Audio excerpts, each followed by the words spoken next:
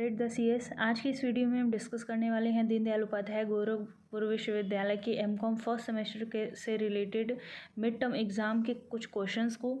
ये मेरे personal observation पे हैं, आप इसके हेल्प से तैयार कर सकते हैं अपने एग्ज़ाम के लिए। एग्ज़ाम्स आपके स्टार्ट होने वाले हैं कुछ दिनों में। तो सबसे पहला पेपर है आपका मैनेजरल इकोनॉमिक्स। इसमें पहला क्वेश्चन है nature and scope of managerial economics, प्रबंधकीय अर्थशास्त्र की प्रकृति और उसके कार्यक्षेत्र क्या हैं। सेकंड क्वेश्चन है आपका objective of form. Objective of form में दो ऑब्जेक्टिव है, एक है आपका प्रॉफिट का और दूसरा है वेल्थ मैक्सिमाइजेशन। तो आप कोशिश करिए दोनों को पढ़ लें, कोई एक पूछ सकता है या फिर दोनों में डिफरेंस करके पूछ सकता है कि प्रॉफिट मैक्सिमाइजेशन में या फिर वेल्थ मैक्सिमाइजेशन में क्या डिफरेंस है। कोई एक पर्टिकुलर पूछ सकता है कि प्रॉफिट मैक्सिमाइजेशन ऑब्जेक्टिव क्या होता है, ये हो सकता है आपका। नेक्स्ट है question number 3, define demand and it's determinants. मांग क्या होता है और उसके निर्धारक तत्व कौन से हैं। क्वेश्चन नंबर 4 है what is indifference curve and its feature. तटस्थता वक्र क्या है और उसकी विशेषताएं क्या हैं। क्वेश्चन नंबर 5 है elasticity of demand and its types. तो इसमें ज़्यादातर फोकस रहे प्राइस इलास्टिसिटी पर। प्राइस इलास्टिसिटी क्या होता है, उसके कितने टाइप्स हैं, इस पर फोकस रहे। क्वेश्चन नंबर 6 है रिज लाइन। रिज लाइन क्या होता है, जैसे आप प्रोडक्शन वाला जब चैप्टर पढ़ेंगे तो उसमें एक्सपेंशन पाथ हो गया, रिज लाइन हो गया, ऐसे करके बहुत ज़्यादा नहीं है, वो एक पेज में आपका कंप्लीट हो जाएगा। और लास्ट क्वेश्चन है अपॉर्चुनिटी कॉस्ट, अवसर लागत क्या होता है। ये आई होप आपको सारे क्वेश्चंस ये हेल्प करें एग्ज़ाम में आपके। पेपर नंबर 2 है आपका business ethics and corporate governance का। तो एथिक्स में कई सारे ऐसे इंपॉर्टेंट पॉइंट हैं जो आप पढ़ सकते हैं, छोटे छोटे पॉइंट्स हैं, इसको आप साथ साथ में तैयार कर लीजिएगा। जैसे वर्क एथॉस क्या होता है, इंडियन एथॉस क्या हैं, ये सारी चीज़ें। और बिजनेस एथिक्स के जितने भी वीडियो लेक्चर्स हैं वो ऑलरेडी अपलोडेड हैं एक्सप्लेनेशन वाले, आप उसको देख सकते हैं, वहाँ से भी आपको हेल्प कर जाएगा।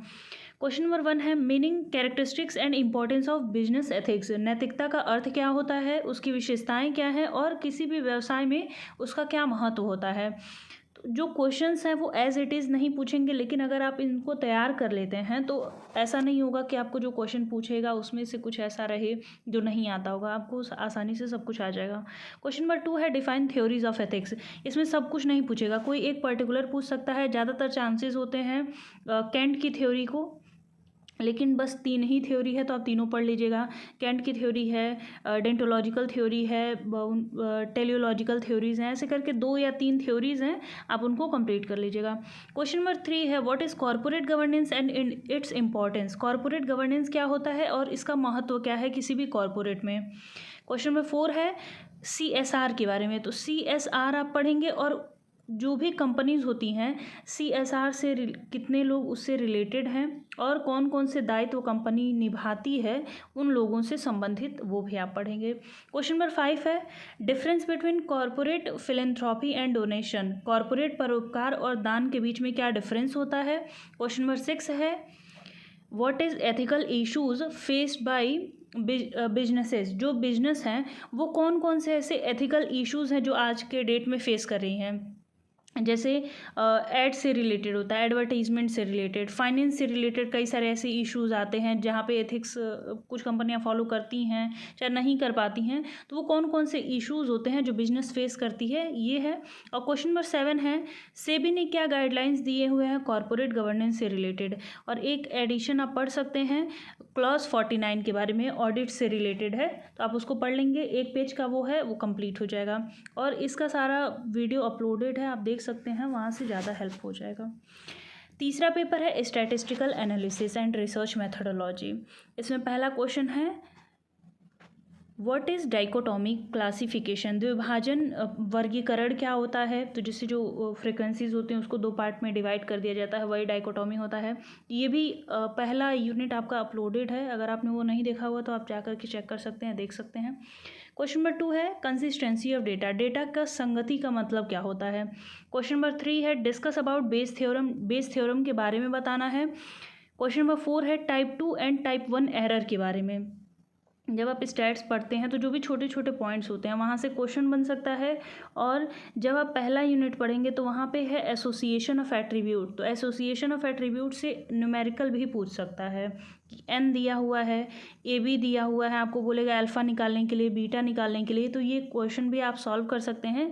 न्यूमेरिकल भी दे सकता है और थ्योरी में पूछेगा तो इनके आगे कुछ नहीं, बस इतने ही क्वेश्चंस हैं जो बन सकते हैं। टाइप 1 टाइप 2 एरर हो गया। नल हाइपोथेसिस क्या होता है, ऑल्टरनेटिव हाइपोथेसिस क्या होता है, ऑल्टरनेटिव हाइपोथेसिस को कब एक्सेप्ट किया जाता है, और यूल के कोफिशिएंट ऑफ एसोसिएशन को पढ़ सकते हैं। क्वेश्चन नंबर 7 है ऑर्डर ऑफ क्लासेस, कैसे ऑर्डर्स बनते हैं उसको आप पढ़ सकते हैं। यूनिट नंबर 1 का वीडियो लेक्चर अपलोडेड है, आप उसको चेक कर सकते हैं। लास्ट पेपर है आपका ऑर्गेनाइजेशनल बिहेवियर का। सबसे पहला क्वेश्चन है what is organisational behaviour and its importance, संगठनात्मक व्यवहार क्या है और इसके महत्व क्या हैं। क्वेश्चन नंबर 2 है models of organisational behaviour, 4 model है, उन चारों मॉडल को आप पढ़ लीजिएगा, क्योंकि पूछेगा तो चारों एक साथ पूछेगा, कोई पर्टिकुलर एक डिफरेंस पूछ सकता है उसको लेकर के। क्वेश्चन नंबर 3 है what is personality and explain it's theory. Theory में जब आप जाएंगे तो 2 या 3 थ्योरी होगी, तो कोशिश करें कि जो फ्राइडमैन की थ्योरी है उसको आप पढ़ें, क्योंकि वो थ्योरी ज़्यादा एग्जामिनर के माइंड में रहता है, वो पूछने का ज़्यादा चांस होता है। क्वेश्चन नंबर 4 है जोहरी विंडो विश्लेषण क्या होता है।